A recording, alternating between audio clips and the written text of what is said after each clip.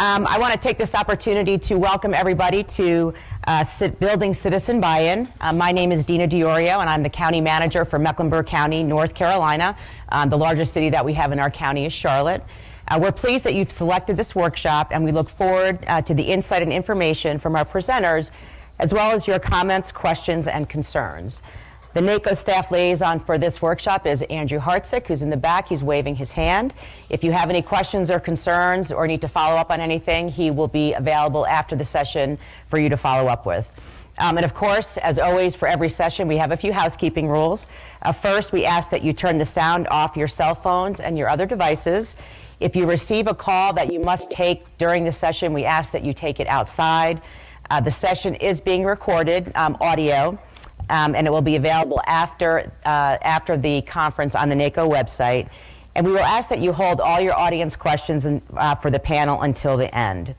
And of course, there's always workshop surveys that are near your seat in the back of the room. And as always, the NACo staff encourage you to fill out your surveys because the feedback is really important as they plan future sessions and conferences. So the goal for this workshop is to focus on how counties can harness and increase the engagement of their citizenry in overall operations and management, thereby helping to validate decision-making and work effectively as a community. We have a distinguished panel with us today. Each panelist was asked to participate in today's workshop because their counties have led successful public outreach campaigns over the last couple of years. You can find the bios of all the panelists in the back of the room. At first, we're going to ask each panelist to introduce themselves, explain their position with their county or organization, and briefly discuss their county's stories and successes in citizen outreach and engagement. And we ask that all of our panelists speak into the mic because this is being recorded. And we will begin with Commissioner Pat Farr from Lane County, Oregon. Good morning. I'm Pat Farr. I'm the immediate past chair of the Lane County Board of Commissioners. I served on our local school board in the state legislature and 10 years on the Eugene City Council. Lane's a county of 350,000 people, not large by the measurements of the folks sitting next to me. However, we cover an area the size of Connecticut geographically. We go from the Pacific Ocean to the top of the volcanoes and the Cascade Ranges. Eugene is called Tracktown, USA. It's the home of the University of Oregon. Can someone help me with that? I said go Ducks.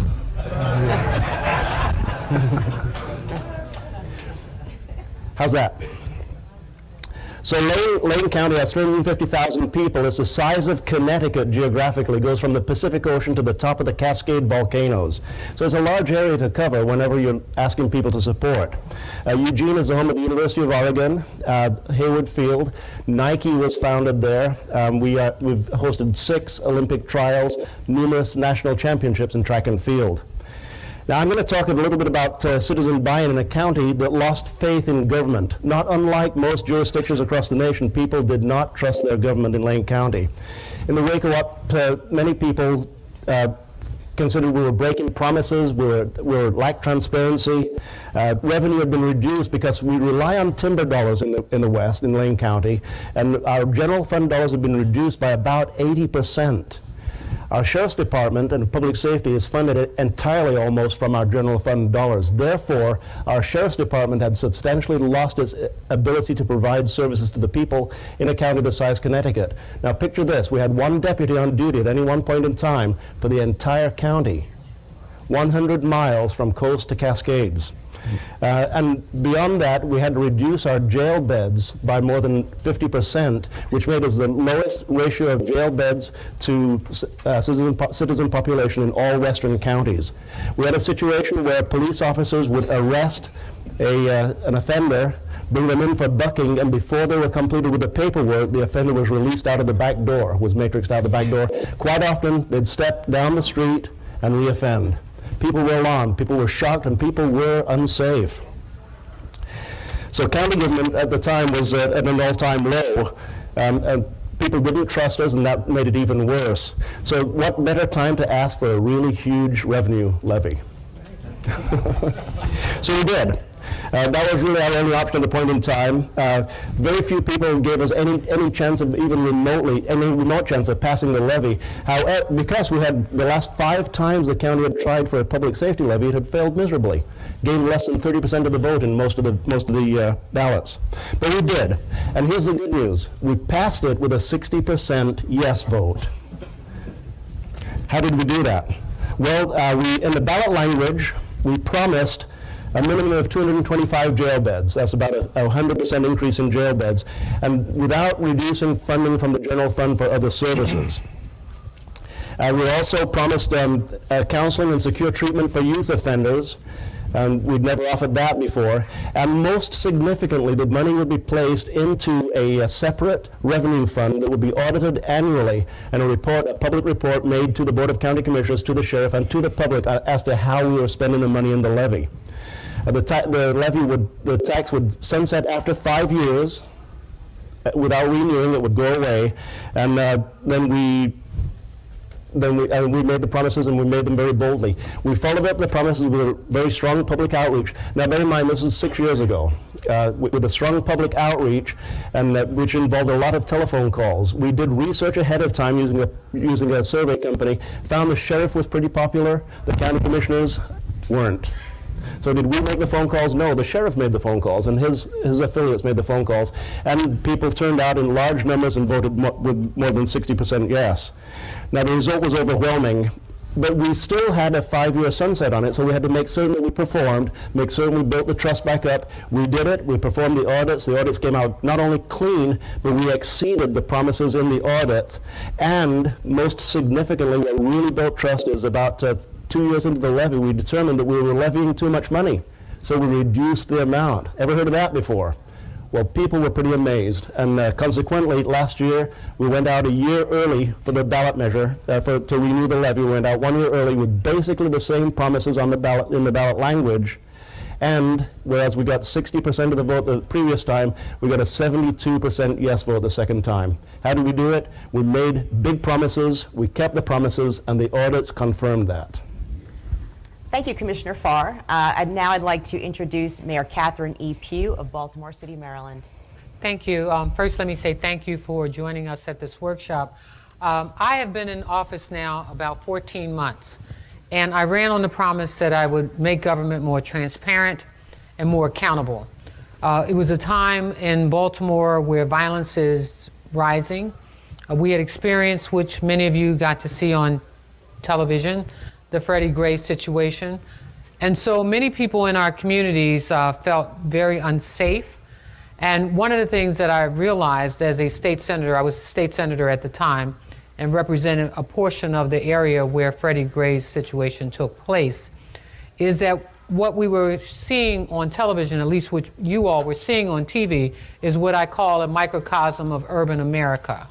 Because if you come into Baltimore, we have some very beautiful neighborhoods, wonderful downtown, but in the area where Freddie Gray died, it was an area, or killed, in that area you found a number of boarded houses, and it made us turn the light on ourselves. And what I said was, when I became mayor, that I would put forth a vision that would focus on the rebuilding of neighborhoods and communities that have been neglected for decades, that I would create accountability and transparency. I tell folks that everything I've done to this point has really prepared me to be a mayor of this city with vision.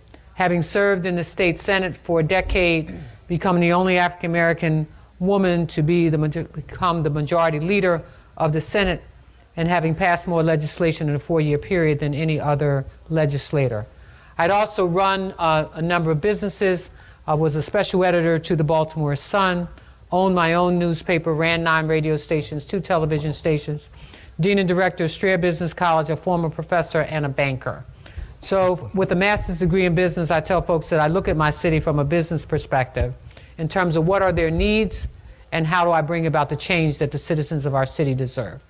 And so I began to focus first on the unemployment rate, and in fact, in this last year, we have experienced the lowest unemployment rate in a decade, reducing our unemployment rate to almost 6 or 7% in our city, which had experienced unemployment rates as high as 12%. The biggest issue we face is the unemployment of African American males. and African American people in a city where 67% of the population is African American. One of the great things about being mayor is that you get to report out to your community on an annual basis where you see your city and where you'd like to see your city go. I was just telling our Vice President of City Council, Sharon Middleton, today would have been the day that I would have delivered that City of the State address, but we moved it to next week so that I could be here with you all. And so I'm excited about the things that we've been able to do. While we have experienced violence, it was important for me to take a look at how did we get there and what did we need to change. And so I noted that during in the previous 2 years before I became mayor, that we were losing our police officers 20 to 25 a month in a city that needed public safety and needed police officers who were willing to protect and serve our community. So one of the things I did initially was to focus on how to get more police officers into our police department because our citizens deserve that. And where would the revenue come from to transform our police department? Because what I noted was that in 1997, we started putting computers in police cars, and I'm sure many of you have them in your counties, but not in Baltimore. It was not until I became mayor that I focused on the need to improve our police department technologically, but also to bring our city into the 21st century. And so what I've created is the Office of Sustainability, which measures outcomes and projects where our city needs to be and creates that transparency as it relates to audits and so forth so that our citizens understand where we are.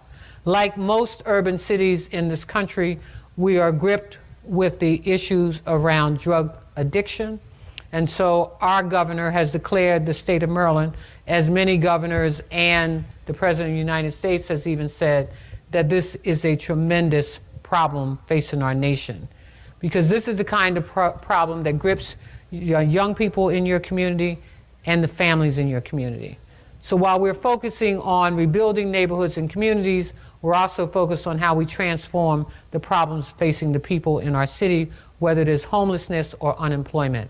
And so as I continue to focus on moving our city forward, I recognize that we have a great downtown, great communities, and I tell people when you promote Baltimore, stop looking at Baltimore from the perspective of just row houses. We have every kind of house you could possibly imagine. I have to also say that New York Times named us one of the 52 cities around the world that you don't want to miss. Forbes magazine just named us one of the coolest cities in America, and Black Enterprise says it's one of the greatest places for African Americans to grow and expand their businesses. I tell folks that our vision is for how we become more inclusive and more diverse in a city that has a great deal of wealth, and how we continue to lift our young people up and make sure that they have the right kind of recreational facilities and education system that will help them to become more productive members of our community. Thank you. Thank you. Thank you, Mayor Pugh. I'd like to now introduce the Chief Executive Officer of DeKalb County, Georgia, Michael L. Thurman. Good morning. Good morning. I am Chief Executive Officer of DeKalb County, which is located in metropolitan Atlanta. A portion of the city of Atlanta overlaps our county boundaries. We have approximately 750,000 residents in DeKalb. It is one of the most diverse counties in the state of Georgia, as well as in the southeast. We have a large immigrant and migrant population, refugee population. We are one of the major refugee relocation sites in the southeast. Within DeKalb County, the Centers for Disease Control is located there. We've now become a major site for movie production. At the demise or distress of Hollywood, California, we're getting more and more movies, which we're very proud of, but we have a large minority population. Prior to being elected as DeKalb CEO, we have a unique form of government. In DeKalb, we do not have a county manager. The CEO is the county manager, so you have a real job that you must go to and commit yourself to every day.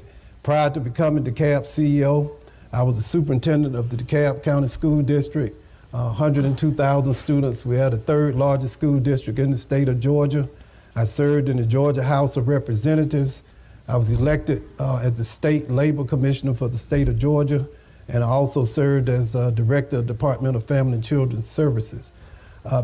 When I was elected as the DeKalb CEO, there had been a string of grand jury investigations, indictments, trials, and convictions for corruption in DeKalb County. We were a county that was divided, North versus South. There was a racial divide, black versus white. And although we are a predominantly Democratic county, there is a strong Republican presence, and there was deep division, partisan divisions in the county. DeKalb is the most Democratic county in the state of Georgia, but Georgia is a red state. Republicans dominate the state assembly and all the statewide constitutional offices. And so within this environment, we had to begin to rebuild and restore trust in our county and in our government. The campaign itself is unique. In DeKalb County, because of the demographics, you could actually just campaign in the southern part of the county and win. But we implemented a different strategy. We had a campaign strategy where we wanted to take our message countywide. Because, you know, you can win, but the real key is, can you serve? In order to serve, you have to build alliances because across racial and geographic boundaries. We began to do that. My favorite message for all leaders are the 3 L's: listen, learn, lead. One of the things we had to do is to learn how to listen. We talk about communication, and the first step to being an effective communicator is you have to learn how to listen to what your constituents are actually saying. And to listen not just to your supporters, but also listen to your critics and those who don't support you. It's critical. Going forward, our infrastructure was in deep need of great repair. We are under consent decree with our water and sewer system. Our roads were deteriorating with potholes, major issues with maintaining parks and recreation centers. In November of last year in Georgia, we have a special purpose local option sales tax. DeKalb was one of the few major counties that had never passed one. It had been in place since the 1980s. DeKalb had never passed one. As a result of that, we had limited revenue to invest in our roads and our bridges and our infrastructure. We knew it was important. That was my major issue. We had to get it through the General Assembly. We had to build coalitions with the Republican-dominated legislature to get it passed through the General Assembly. We have 13 cities in DeKalb. There's been a deep divide between the incorporated areas and the unincorporated areas. We had to build a coalition with local mayors in the county. They all ultimately endorsed it. We passed it with 71% of the vote. And the big issue now as we began to implement is that we have to earn the trust by implementing the programs in a transparent way. We have to move beyond the corruption and the steering of bids to cronies and focusing on patronage and do what is best for the citizens. I'll stop there, but I'm delighted to be here and delighted to have a discussion about improving the quality of communication between ourselves as elected and appointed officials and the people we serve. Thank you, CEO Thurman. In Mecklenburg County, I was appointed county manager in Mecklenburg County in 2014, and at that time, I would say that the county was in a bit of a transition. The prior county manager had been terminated.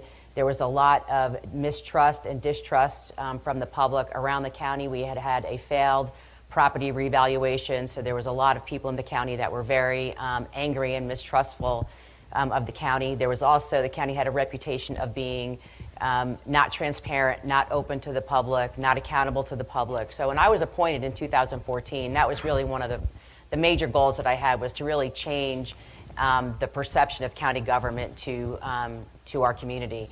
And one of the advantages that I had is that I had been the CEO of Mecklenburg County for 7 years prior to that. So I really knew the county, I really understood how it worked, and it really gave me an opportunity to do, I think, some really different things very early on. We made community engagement one of the priorities. I actually created a position, a community engagement coordinator, and her job is to be boots on the ground all the time and to really let me know what's going on in the community, so I can stay in touch with what's happening out in the community. If you don't have boots on the ground and you don't have people out there talking to citizens about what's bothering them and what they need, it's very hard sometimes to make that connection. The other thing that we did was we really made social media a very intentional function. One of the things that I've learned is that social media is really a thing, and that people think they know how to do social media, but it really takes talent and skill to do it effectively. So now we have 2 full-time people that work solely on social media to get our information out to the public. We have over 60,000 Twitter followers now, which is more than any county in the state of North Carolina. We're very proud of that. We've expanded our footprint on Instagram, Facebook. We have Nextdoor. If you're not on Nextdoor, that's also one that's really good because it lets you target your message based on different neighborhoods within your community. So we've used that very effectively. The other thing that I did was I wanted to cultivate relationships with the media. We had a reputation of not being transparent with the media. So when I got appointed, I went and I met with the news directors of every media outlet in Mecklenburg County, including the Hispanic media, because I really wanted them to understand that we would be accessible, we would be transparent, and we would be responsive, which is not what the reputation that the county had prior to me coming on board. So that was also, I think very, very successful in that, we get our media coverage, but I would say that we get fair media coverage. And I can tell you that I think prior to that, sometimes the coverage was not always fair. The other thing is that we have all of my executive team and myself have documented work plans that are on our website. So the county residents know how the Board of County Commissioners is going to hold me accountable. It's very detailed. It's got a series of initiatives in it. So everybody knows what my priorities are, and that has been endorsed by the Board of County Commissioners, and the board and the county residents have the ability to hold me accountable to a series of initiatives over the course of the year. And I think that's a major way to get citizen buy-in, is that you really have to build the trust first. If you don't build the trust first, when you want to go out with a major initiative, I think it's going to make it that much harder to get that work done.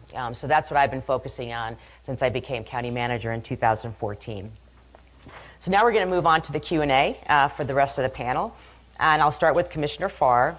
What do you think is the biggest challenge in building citizen buy-in, and what are some strategies you have used to overcome that strategy, or to overcome those strategies? Well, I believe you just touched on it. It's trust of the electorate, trust of the voting public, or the public in general.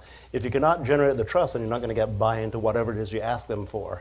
If they trust you, we've demonstrated in Lane County that they'll give you a yes, affirmative votes with overwhelming numbers if they can trust every single word that you say. So to me, it's a matter of making certain that the entire county, the entire jurisdiction hears the word, hears the promises, and it's important that you follow through on your promises.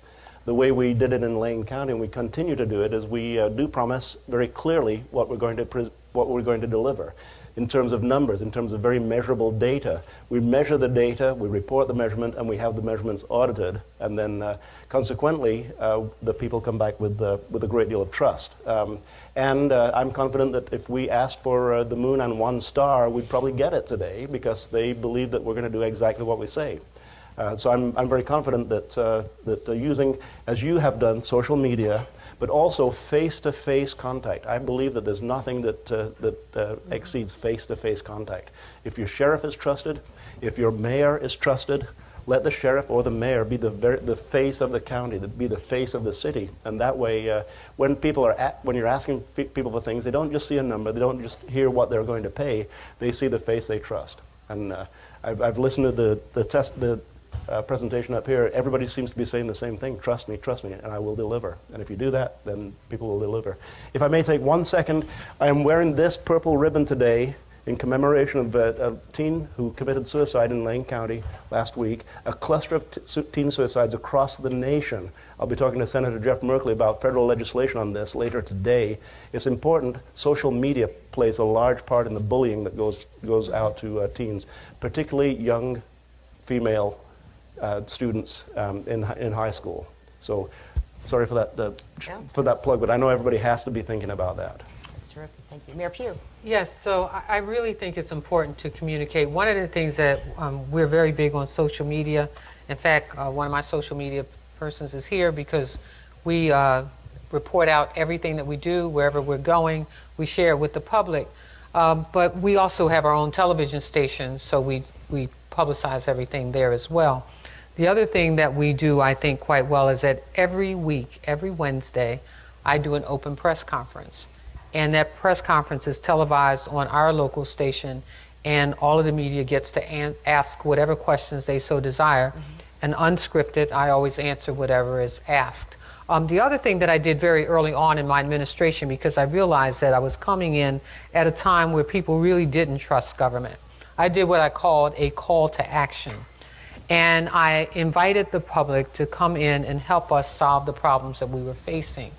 And so I invited like 30 groups out in the neighborhoods and communities. 30 groups turned out to be 90 people.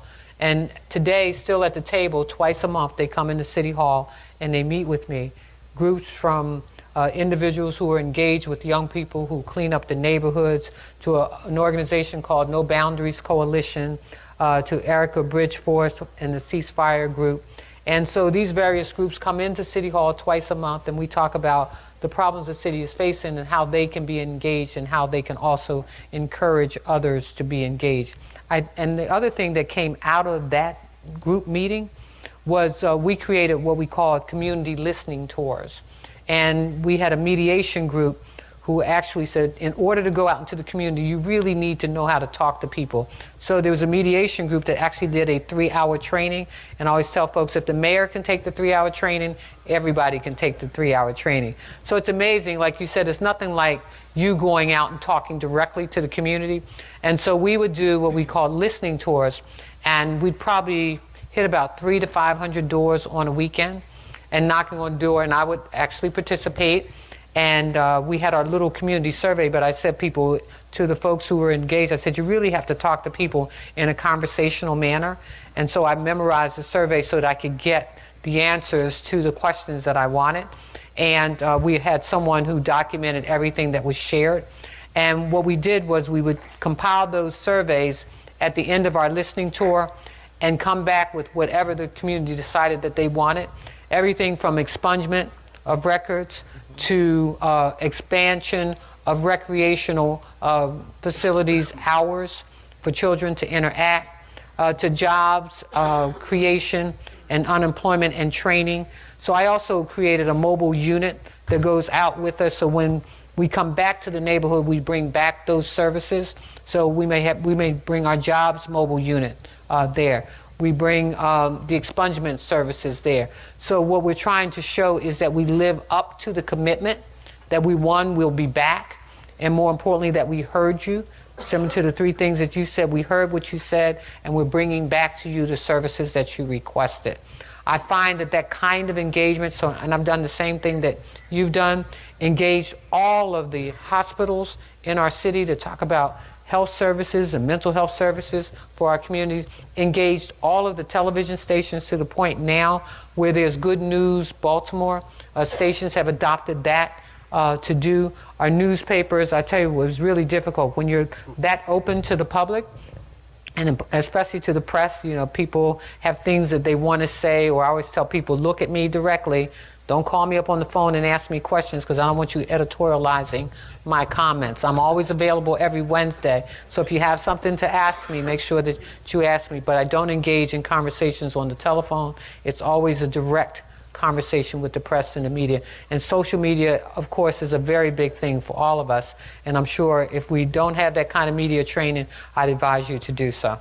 Thank you. Thank you, Mayor Pugh. I think I'm going to go home and ask my media for Good News Mecklenburg County and see if I can get them to deliver on that. We got the radio station doing that would be too. great.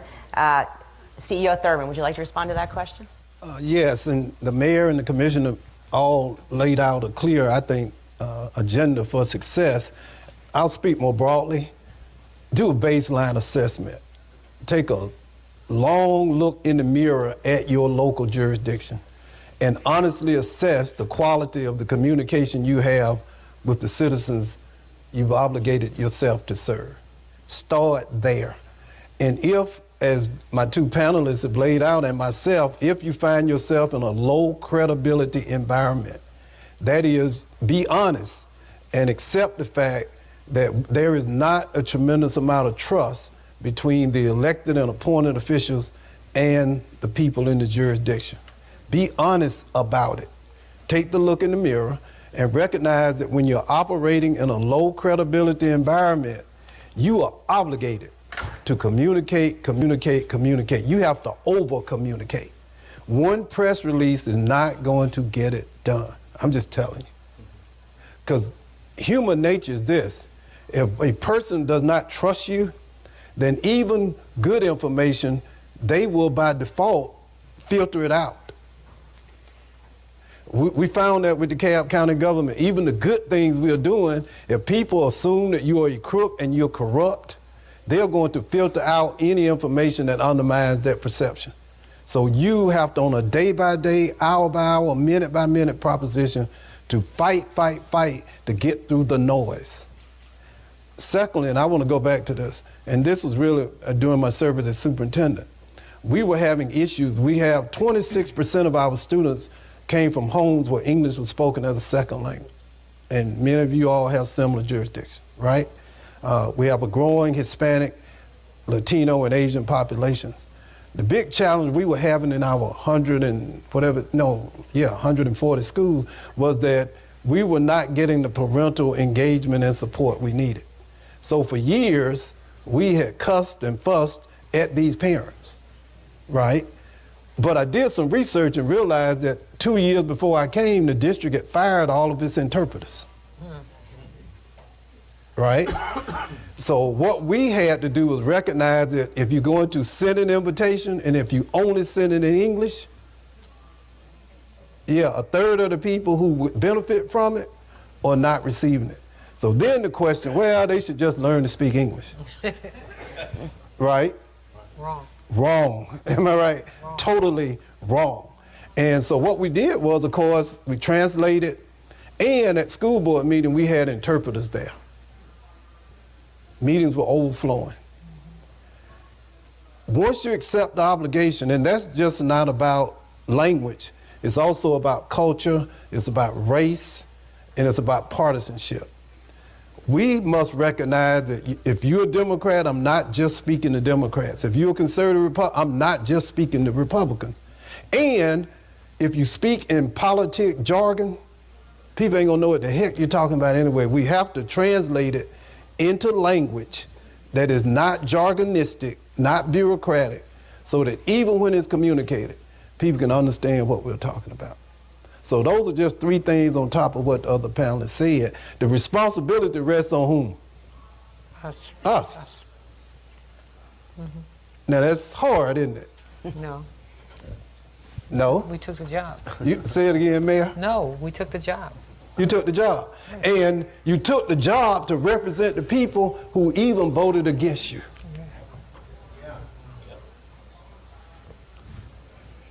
Or did not vote at all. You are still their commissioner, their mayor, their CEO, their administrator. And you are obligated to serve them. And in order to serve them, you first have to be able to do what? Communicate with them. Thank you. Thank you, CEO Thurmond. In Mecklenburg County, I referenced this earlier, we had a revaluation, a property revaluation in 2011 that basically, for lack of a better term, really failed.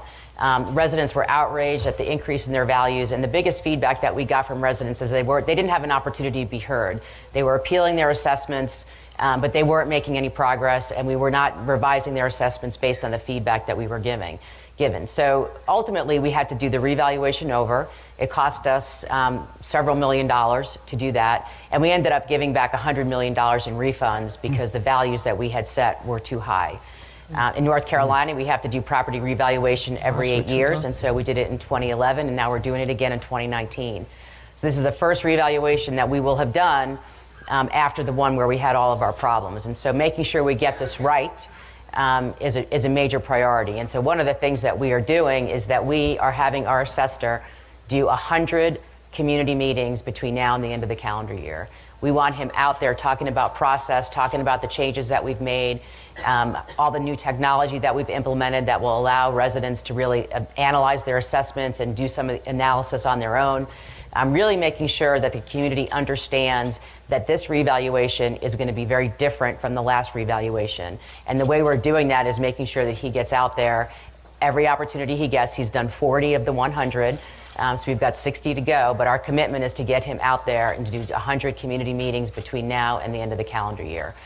So again, you know, face-to-face, being out there, talking to the community face-to-face is really a key way that we're trying to make sure that we have success in this next property revaluation. So I'm going to go on to our next question. I'm going to give this one to Mayor Pugh. How do you reach your residents that may be uninterested, unaware, or unconcerned with what their local government does and how they can become more involved?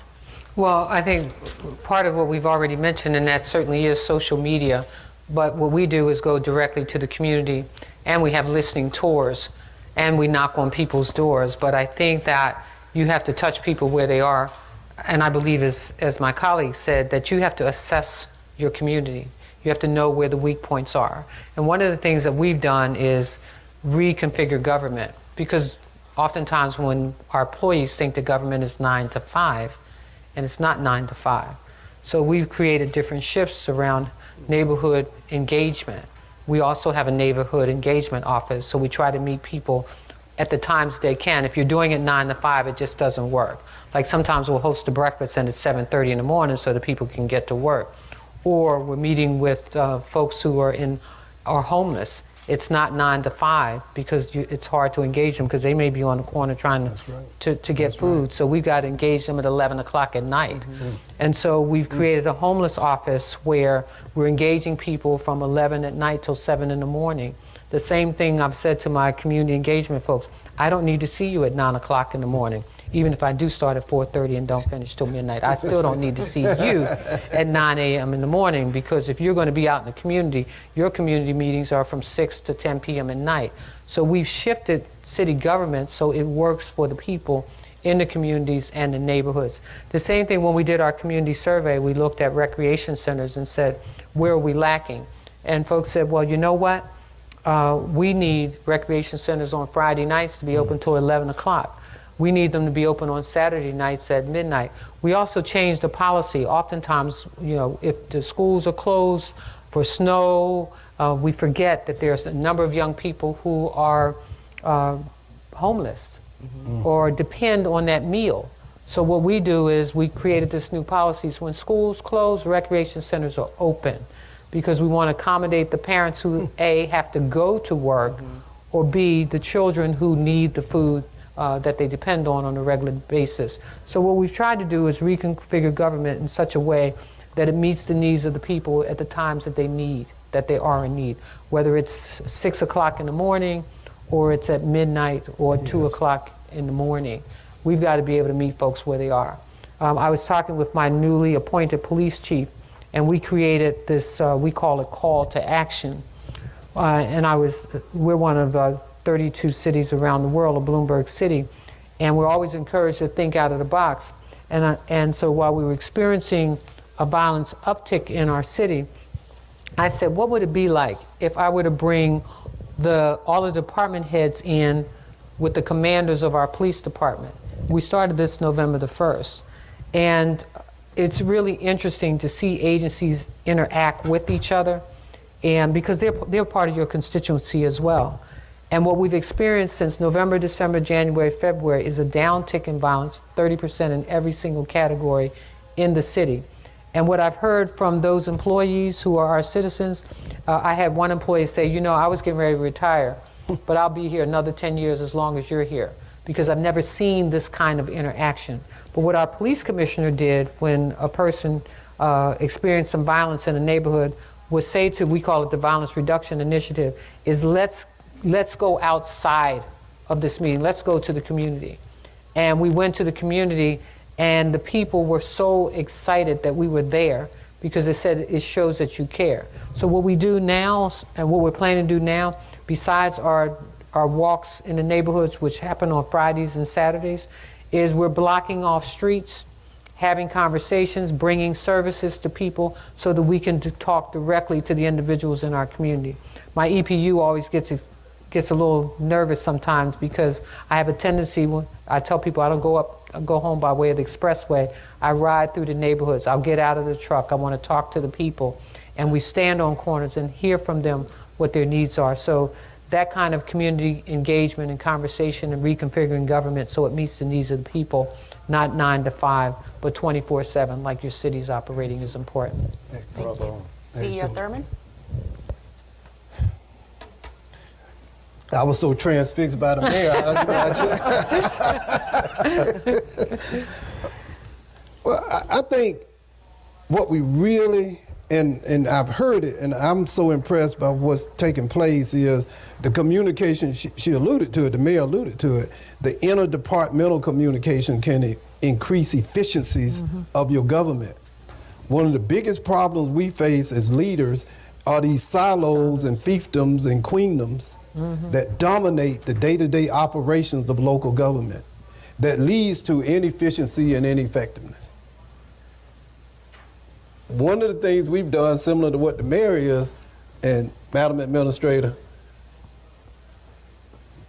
subject matter experts are deadly, right? They know everything, but not enough. You have to force government to interact and communicate with each other. Integrated service delivery is extremely important. Because number one, you can't afford to pay, to finance everybody having X when you can share the resource across the line. I want to speak to the police department too, because something we're having to do. I mentioned that we have a large Hispanic Latino population, but our police department does not reflect the residents who live in our county, right? We have a new police director of public safety. His job is to diversify the composition of our public safety personnel. If you want to, and of all the responsibilities we have, the mayor, myself, and others, the responsibility that's most sobering to me is that I'm ultimately responsible for 800 men and women in uniform who go out and put their lives on the line every day to keep us safe, right? And one of the things, the most important thing in order to keep our men and women in uniform safe is to have men and women in uniform who are familiar with the communities that they serve. The most diverse, probably I know the most effective institution in America today, and I know there are veterans here, is the United States military. And if you talk to any veteran, they'll tell you something. It is one of the most diverse institutions on the face of the earth. Am I right? Where my veterans? Raise your hand. Let's give our veterans a round of applause. They get it. And if you look at our military, it's Chinese American, Asian American, it's women, it's men. It's not about sexual orientation anymore. It's about working for a common cause, right? And a common love for this country. That's what we have to emulate if we are going to be successful.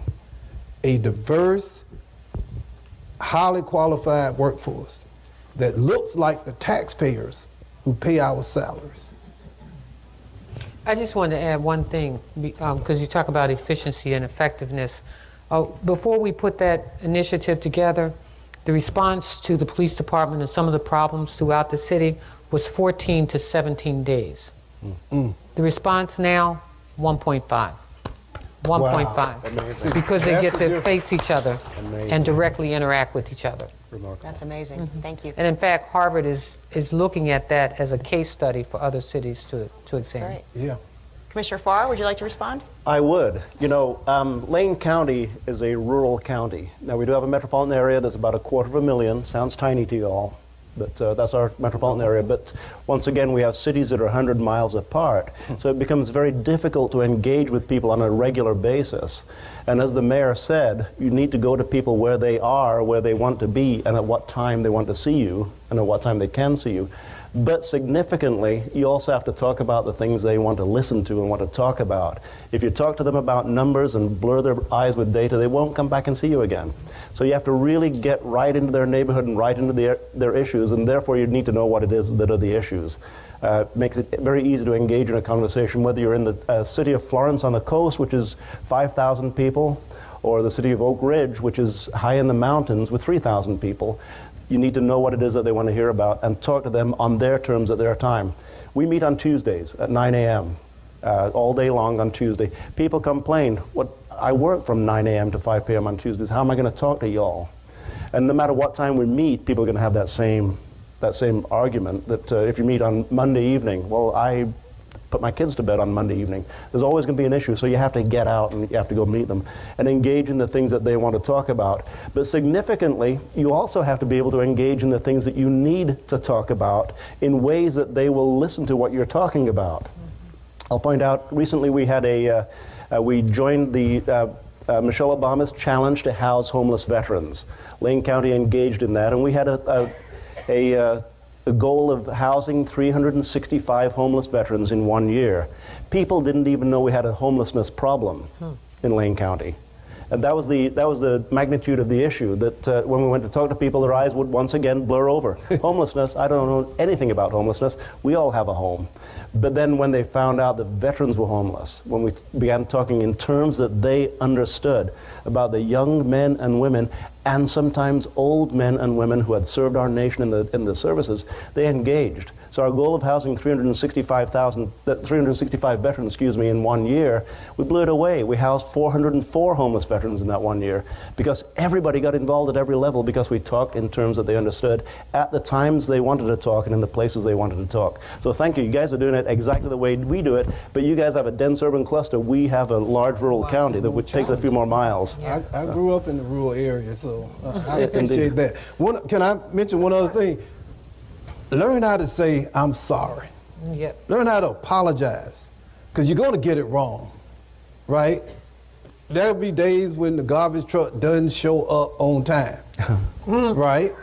Mistakes will be made, and the worst thing, I guess the people who have the greatest challenge are the ones who can never say, I'm sorry.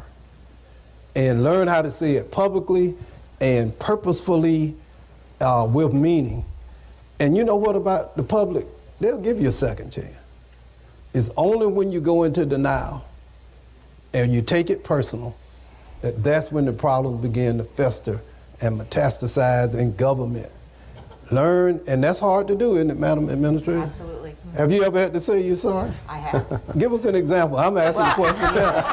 Yeah. Tell us about it, because people need to hear it, because that's not easy to do.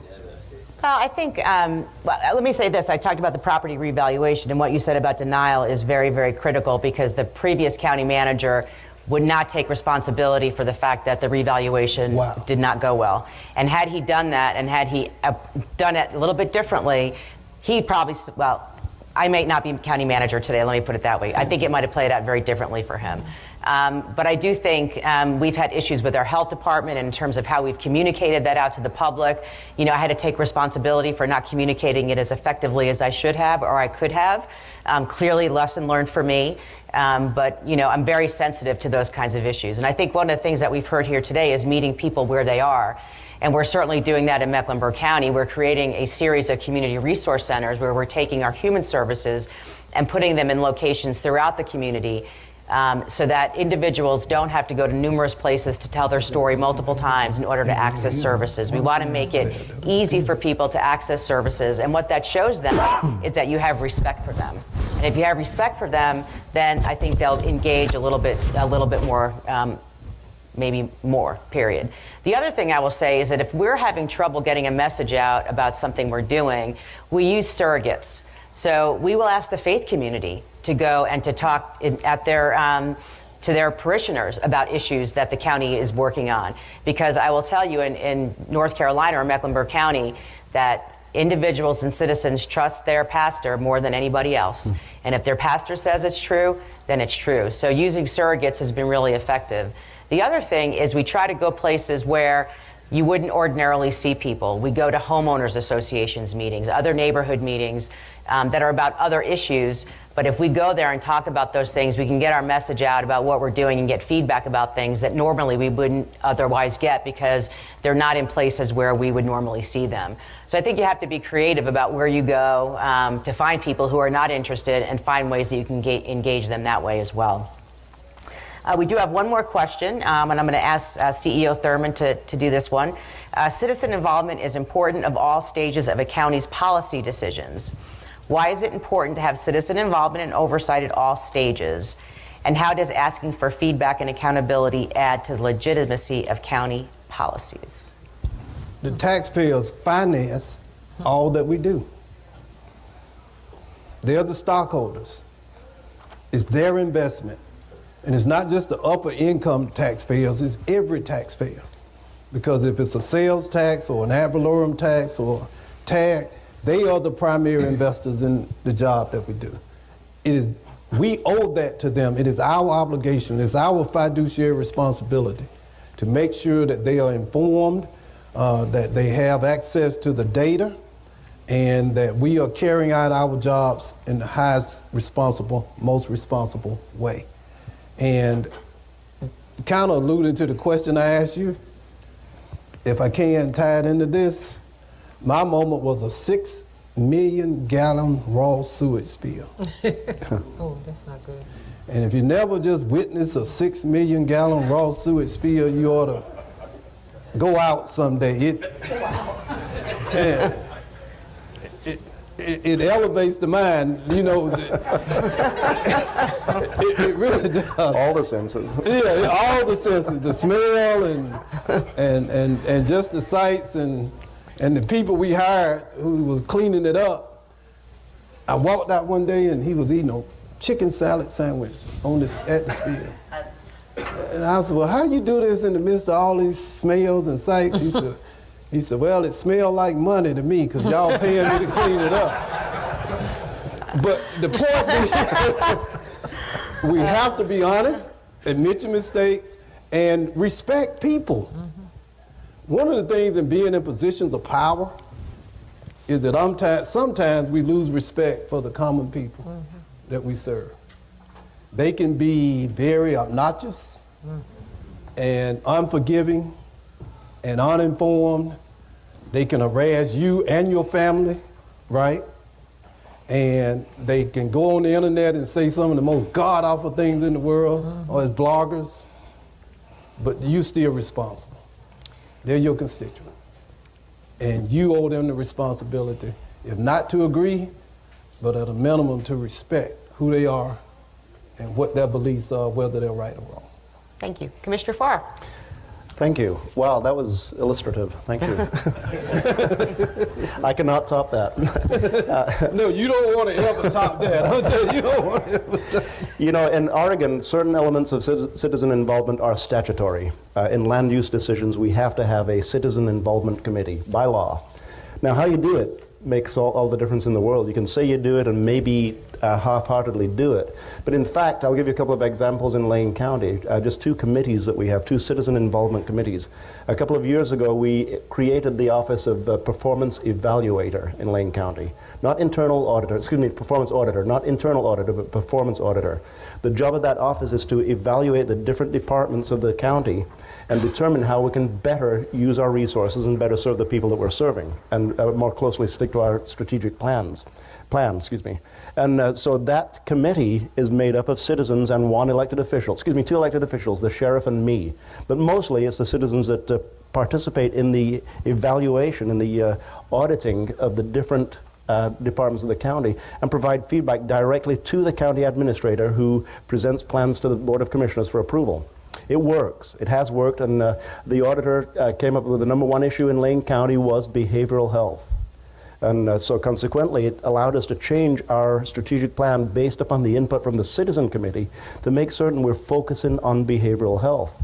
In fact, our new strategic goal that we are working on starting this year is adding 600 wet bed apartments for people who are suffering from behavioral health or substance issues. 2 years ago, we wouldn't have dreamed of that. Who wants to put drunks in housing? Who wants to reward them by giving them a house? Well, really, what we know is that by giving people who have substance use issues permanent and secure dwelling, that gives them a chance to access services and access treatment across the board. We also have another committee, which is our Poverty and Homelessness Board, which is made up pretty much the same way. It is citizens who provide input to the administrator who develops plans to present to the board. The second committee that I'll mention very specifically is our Equity and Access Board, which is made up entirely of citizens, 0 elected officials on that board. And they evaluate our performance as far as equity and access throughout the county. Lane County is a white county, about 84% white, with a growing Hispanic population and a very small African American population. Consequently, the people of color in Lane County have historically had a horrible time accessing services, sometimes because they just don't know, they're not able to communicate with the departments in the way the department demands they communicate. So the Equity and Access Board is causing us to change the way we present ourselves, change the way we hire, change the way we retain people, and it's coming directly from the citizens through this board to the administrator, to the Board of County Commissioners. And it works. I can report it works. I'll give you data, I'll give you numbers on it, but right now we don't have time for that. It does work by involving citizens at the decision-making level, not just at the give you input level, but actually at the decision-making level, and give them the power of decision-making at their fingertips, knowing that what they recommend to the administrator will go through the board, and they will see it, either in statute or in ordinance in the county, and it has worked. Thank you, Commissioner. Mayor Pugh. Well, I agree with everything that everybody has said, because I think it really is about who you serve. And you're the servant of all of the folks who've elected you and those who reside in your city. And so you have a responsibility to make sure that they are included. I campaigned on the platform of being more inclusive and more diverse in a city that has lacked that in many areas of government for so long. So even as I was choosing department heads, I made sure that I was inclusive and diverse. We created, through Sharon Middleton, a women's commission, because oftentimes we're focused on the problems of men. In fact, we created an African American Male Initiatives Office because of the high unemployment of African American males and the number of African American men who were coming back to our city from incarceration. So we created, based on need, that office that will coordinate all of those services and make sure we head in that direction. And oftentimes we find ourselves talking about violence and crime reduction and all the issues that pertain to men and women. Somehow we don't have those discussions. So we created a women's commission, and we'll staff it. I promised Sharon that we would staff that commission so that we can put arms around some of our young women who are also faced with a number of problems. Our LGBTQ community, we have a commission. What is so interesting is when you open up the portals and invite people in, you'll be surprised how many people are willing to come in. You know, we had over 100 and some odd women who applied for the Women's Commission, another over 100 who applied for the LGBTQ Commission. So someone said to me, one of my staffies said, well, how do we choose? I said, we don't. If people take time to apply, then they all should be a part of it. There are enough problems and issues for people to deal with. But let's create the commission, invite everybody in, both commissions, and then let them decide where they want to focus, and let them elect whoever they decide will elect and lead. I think that when you give people the opportunity to not only participate, but to engage, it makes a difference in how you move forward.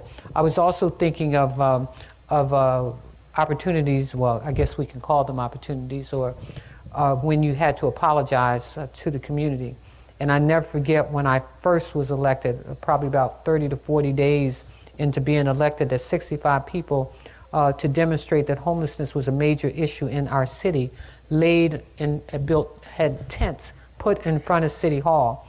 And so being a new mayor, I asked my advisors, well, what should I do? And they said, don't worry, they'll go away. I said, really? Is that what you think? I said, if that were you, what would you want? And I immediately thought, well, what would I want? If I was laying in front of City Hall in a tent, what would I want?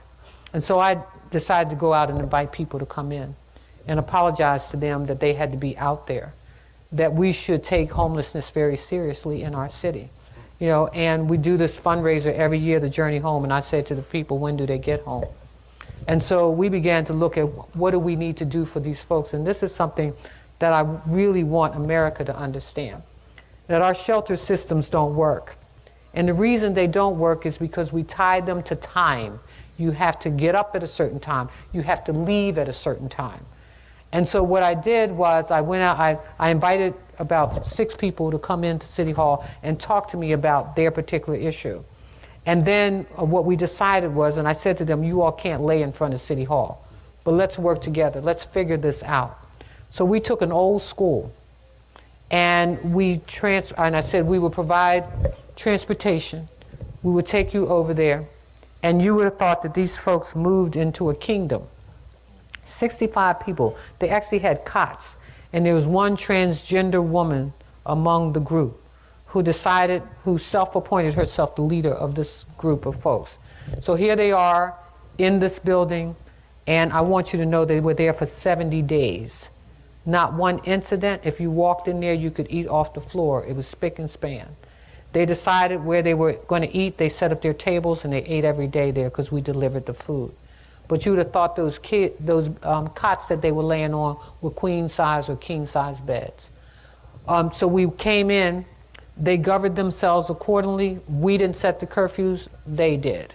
We didn't manage the facility. They did. I would check in. Sometimes I would come there late at night. And so we surveyed them. They self-surveyed, by the way. And they presented us with the surveys in terms of needs. And what Samantha, the transgender woman, said to me is that there are people inside here who will never get up. They will never go to work. But there are people in here who go to work every day. But they're mothers with children, and so we need to fix that. The mothers with children, we were able to get Section 8 vouchers and housing right away. The other folks, we ended up putting them in what we call dormitory-style living for the women, and Helping Up Mission helped us handle the men.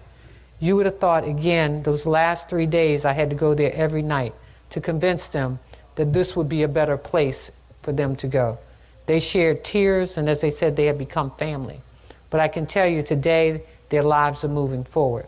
If America would learn that people have the ability to self-govern, that if you give them the opportunity to really be helped, to provide them with the mental health services, the job training, and allow some of those folks to work, because when you have a shelter that shuts down at a certain time, and my job is 11 at night to 7 in the morning, I can't shelter. So it was a wonderful lesson learned, but more importantly, it was about listening to the people and providing them with what they needed. Thank you, Mayor. I told Andrew that I wished I was in the audience for this, and that is why. So, thank you. We're going to open it up to questions, but I did want to just say this question I think is interesting because it makes an assumption that citizens always agree, and of course we know that's not always the case. So I know there's times when we are in the midst of very controversial policy decisions where there's going to be a winning side and a losing side. So you always want to make sure that after those decisions are made, even if you have all the citizen involvement, that you go back on the back end and make sure you articulate and communicate very effectively how that policy decision was ultimately made so that everybody understands, even if they were on the losing end, they understand how that process happened and how those decisions were made. So at this point, we're going to open it up to questions. Does anybody have a question for the panel? This gentleman right here. Yes, I was interested. Oh, thank you. Jim Kavanaugh, Commissioner in Douglas County, Nebraska. I was interested in your discussion on passing bond issues. In 2014, we had a bond issue on the ballot to do some public safety upgrades, and for the first time in a 150-year history of our county, it failed.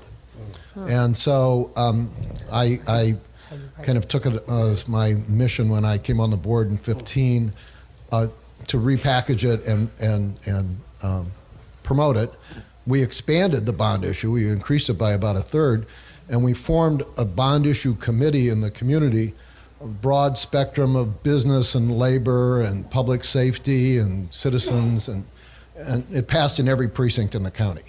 So I was interested in your experience with that, because now we're in the process of telling people how this implementation of this bond issue is going, holding regular public meetings. And I noted that you had some ideas on promoting that via town halls and social media, and there's more specificity to that, because I anticipate doing another bond issue here. I mean, the big selling point for us was we can do these things because we have AAA bond rating with no tax increase. And you talked about sunsetting as an important provision of yours, and I was just wondering if you were talking about sunsetting by paying off the bonds, because they have a fairly long, like 10, 15-year payoff period. So any of that, I'd be appreciative. Absolutely, and it was a levy that we passed at this most recent time, not a bond. So it was actually property tax money that wasn't, the bonding took place over the 5-year period of time. Whatever bonding, none of it was capital, very little was capital, so we didn't need to bond. So it was for operational, which is more difficult in many cases. How do you get people to pay for operations? So you did it the right way. You got a citizen involvement committee that really gave you information as to how to go out and reach people. But significantly, going out one time is relatively easy and winning. Going out the second time for the same thing, you've got to demonstrate that you did what you promised you would do. Sounds like you're doing that in Douglas County. We have a Douglas County also, by the way. Everybody does. Yeah, Nevada has one as well. But you're doing it the right way, just making certain that you get out to the people and promise them what specifically, very specifically, what it is that you're going to do. And if you failed the first time, went out again. Years ago, when I was on the school board, we had a technology bond. This was a bond that we asked for. It failed. We regrouped, put the exact same ballot measure on the next ballot, and because of the citizen involvement, passed it by greater than 65% yes. So getting people involved, letting them ask the questions, answering the questions, and demonstrating very specifically your performance to the promises that you've made. Well, one of the things I noted, I think it was the mayor brought up, you expressed that the response times of your first responders were coming down by exact times.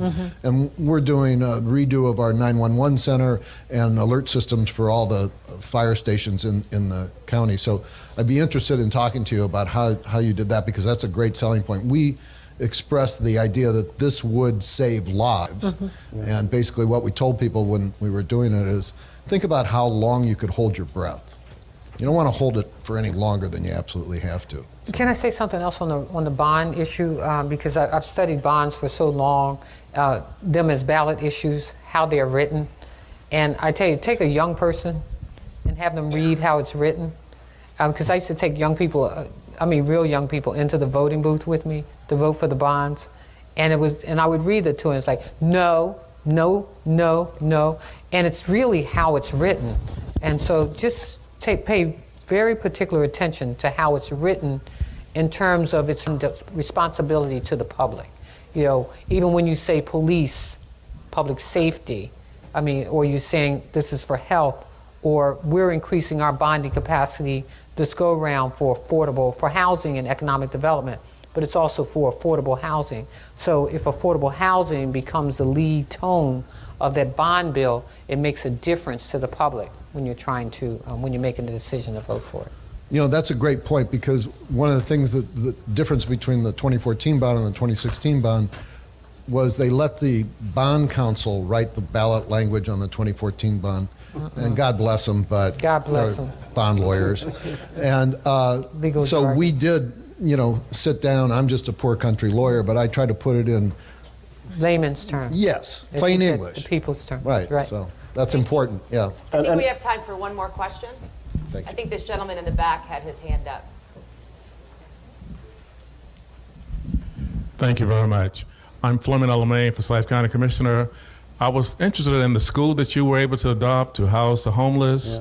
Yeah. Did you get any pushback from the school board? And were you able to tie in any kind of trading in terms of training? What was interesting about that was that it is a school we call a surplus school, and all surplus buildings end up belonging to the city.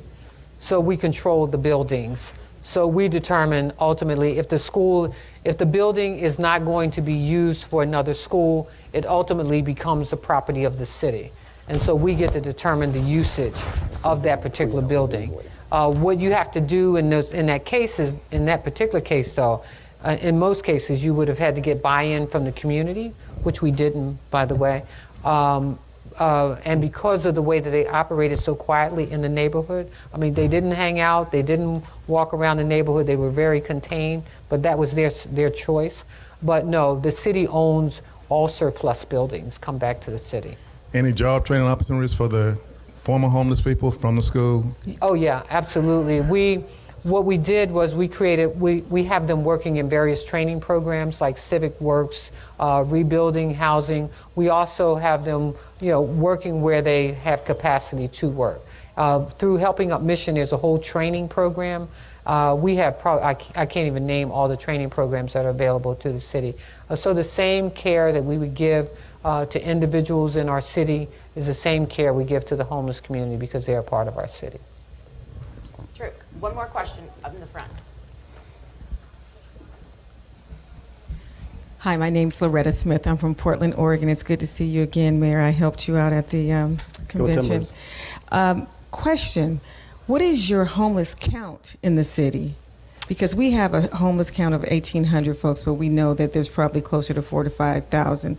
But that's what we... So we also participate in the annual homeless count. Yes. And we count our homelessness now at about 3,000 people, probably more like probably about 2,400 now. But homelessness is so transient. Yes. And that is a problem that many of our cities face. I oftentimes will stop, when I'm riding down the street and ask somebody where they're from. And because of cities and the density of the population, it's easier for homeless people to operate inside of cities because the corners are closer, because it also becomes about begging for food and money and those kinds of things. So while we may see the decrease through the availability of housing, because for example, this year we're building 300 new units for homeless individuals. We just built last year another couple hundred, but they're always coming and going. And someone said to me, a former mayor said to me, the best thing to do about homelessness is not tell everybody what you are doing, because if they do, then they come to your city. That's what someone told me. I think they're in Portland. People move there to be And I homeless. see Commissioner Johnson in the back, and Larry Johnson and Commissioner Marita Davis Johnson were instrumental in securing a $5 million grant that is now being distributed between 15 homeless agencies in DeKalb County.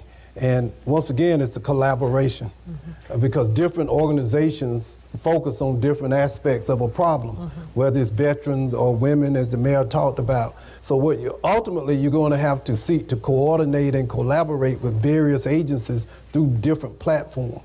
And so what we set up ourselves as being is just a facilitator in that particular instance, and we were able to secure $5 million last month. And recently the Veterans Administration awarded us a recognition with zero population in terms of veterans, that we've been able to get our veterans in particular. Having Veterans Court has been a huge advantage for us. We have a judge whose caseload is assigned to address issues of criminal justice that involve veterans in DeKalb County, because homelessness is really about mental illness or drug addiction. Isn't that basically what that's really about? And unless those resources are wrapped around, which is what the mayor talked about, it will be very, very difficult to make a dent in it. But that means you have to work with federal, state, and local agencies to get it done, because you can't do it all at one level on one platform. I tell you, we've also found predatory lending played a big role in homelessness in our country. When people were over-mortgaged and just could not afford to do it.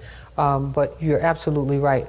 We find drug addiction, mental illness, and it's just so many issues that focus on domestic violence. And in fact, Philadelphia probably did one of the greatest programs around domestic violence for women, where they built a facility. It didn't matter whether you had one child or 9 children. You would come in, which is something we're mimicking, and you get a place. This is your place. Because I always tell people, think about what you want. For the most part, people want to be in a place where they can shut the door and sit up, take a bath, get up and think in the morning about how I get through the next day, be able to have 3 square meals, mental health treatment, and job training and opportunities to lift their lives up. And those are the kind of facilities we have to look at. How do we do that? I think the Tiny House Initiative is something that a lot of cities are also looking at as well. But we're working with missions, like you said, coordinating activities, working with Helping Up Mission and other organizations, Catholic Charities, Jewish organizations, Weinberg Foundation, who are committed to housing homeless people. Thank you. Let's have a round of applause for all of our panelists.